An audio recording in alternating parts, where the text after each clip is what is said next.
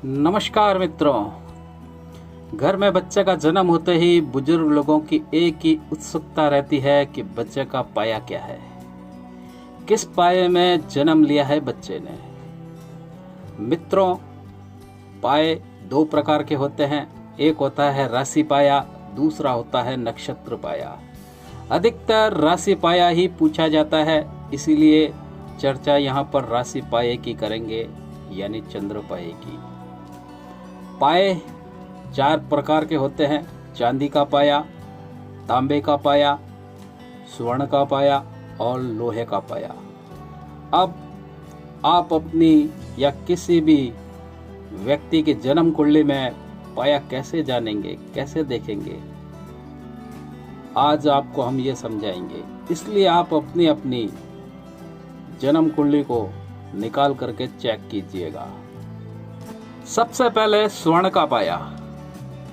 यदि जन्म कुंडली में चंद्रमा लगन या छठे भाव में या 11वें भाव में स्थित हो तो आपका राशि पाया स्वर्ण का है। यह स्वर्ण का पाया श्रेष्ठता के क्रम में तीसरे नंबर पर आता है।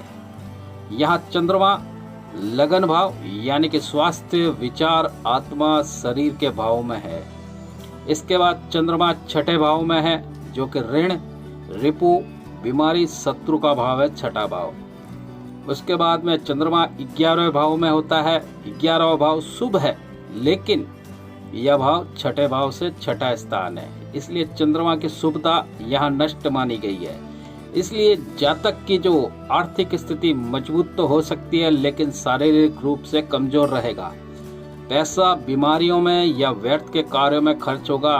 धन का उपयोग स्वयं नहीं कर पाएगा, जिसका जन्म स्वर्ण के पाए में होता है। यदि आपकी जन्म कुंडली में चंद्रमा दूसरे भाव, पंचम भाव और नवम भाव में स्थित है तो आपका राशि पाया चांदी का है।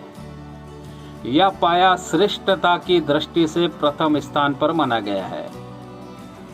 इस पाए के अंतर्गत जातक के पास पैसे के साथ में अच्छा स्वास्थ्य भी होता है, भौतिक सुविधा युक्त जीवन होता है, किस्मत का धनी होगा। इस पाए की स्थिति सभी पायों से बेहतर होती है। यदि आपकी जन्म कुंडली में चंद्रमा तीसरे भाव, 7वें भाव और 10वें भाव में है तो आपका राशि पाया ताम्र का होगा, यानी कि तांबे का है, कॉपर का। यह पाया श्रेष्ठता की दृष्टि से दूसरे नंबर पर आता है।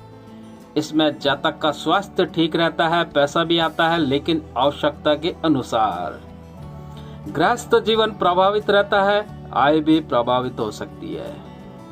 यदि आपकी जन्म कुंडली में चंद्रमा चौथे भाव, 8वें भाव, 12वें भाव में है तो आपका राशि पाया लोहे का माना जाएगा। यह श्रेष्ठता के क्रम में निम्न स्तर का माना गया है। जातक इस पाए में शारीरिक रूप से मजबूत होगा, लेकिन आर्थिक और मानसिक रूप से कमजोर रहेगा। मन अशांत रहेगा, पैसों की तंगी रहेगी, धन की लगातार हानि होती रहेगी। तो अब आप अपनी जन्म कुंडली या किसी भी व्यक्ति की जन्म कुंडली में पाया कैसे देखेंगे ये समझ गए होंगे, लेकिन एक बात और समझ लें। तांबा और चांदी का पाया ठीक माना जाता है, लेकिन सोने और लोहे का पाया ठीक नहीं माना जाता। पाए के अनुसार यदि आपको जीवन में शुभ और अशुभ फल की प्राप्ति मिल रही है, यानी कि शुभ फल की प्राप्ति मिल रही तब तो कोई बात नहीं।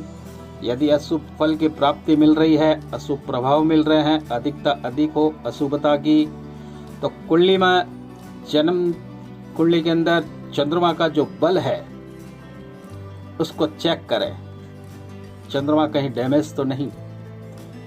आप अपने चंद्रमा को वैदिक उपायों द्वारा ठीक करेंगे तो अशुभ पाए के फल आपको शुभ प्राप्त होंगे। चंद्रमा को पूनम या त्रयोदशी के दिन शिव अभिषेक के साथ में चांदी की डब्बी में चावल भरकर शिव को सौंपा जाता है, और यह उपाय जो है 12 महीने तक किया जाता है, या तो पूनम के दिन या त्रयोदशी के दिन, यानी कि एक साल में 12 बार होता है।